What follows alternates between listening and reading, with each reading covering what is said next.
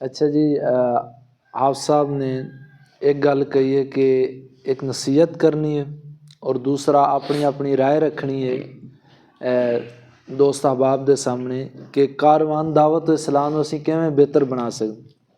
नसीहत ਦੇ ਵਿੱਚ ਸਭ ਤੋਂ ਪਹਿਲੀ ਇਹ ਵੇ कि सानू अपने अंदर इखलास पैदा करना चाहिए। कोई भी अमल है ना, अगर उहदे च इखलास नहीं तो तुसी उस अमल नू पाया तकमील तक नहीं पहुँचा सकते, मुकम्मल नहीं कर सकते। अगर तुसी दुकान पाई है, तुसी अपनी दुकान दे नाल मुखलिस नहीं तो तुसी कभी भी उस कारोबार नू अच्छे तरीके नाल नहीं कर सकते। तुसी मस्जिद बनाई है खुद अपने हत्थां नाल, अगर उहदे च इखलास नहीं उन्होंने तुसी आबाद नहीं कर सकते। यानी हर चीज़ दे विच इखलास दा होना लाजम और मलजूम है। यानी इखलास दा इतना लाजमी है, रसूल अकरम सल्लल्लाहु अलैहि वसल्लम ने फरमाया कि तुसी उलमाए कराम तशरीफ़ फरमाओ, फरमाया कि मेरी उम्मत दे अंदर मैनू सब तो ज़्यादा जड़ा खौफ है शिरक असगर दा है।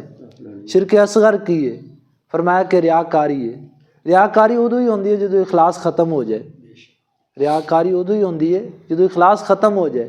यानी रसूल अकरम सल्लल्लाहु अलैहि वसल्लम ने सब तो ज़्यादा जिस चीज़ के खौफ का इजहार किया है वो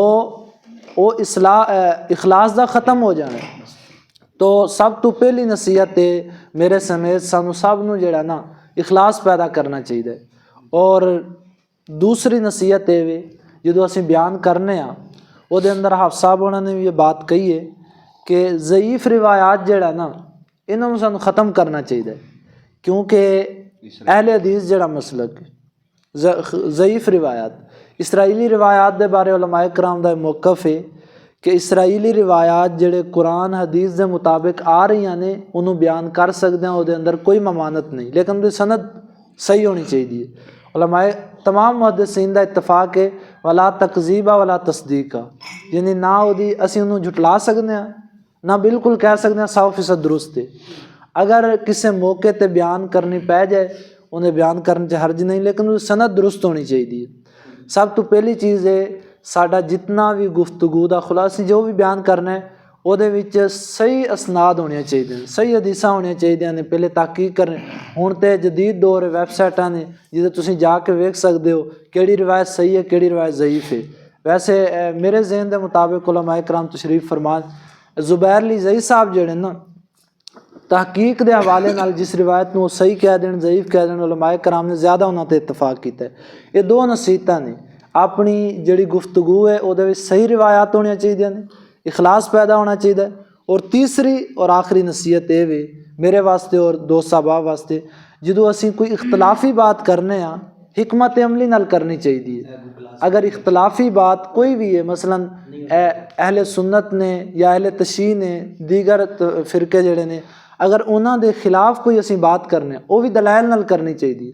दलाइल तो अगर बगैर असी बात करांगे वो बेबुनियाद है।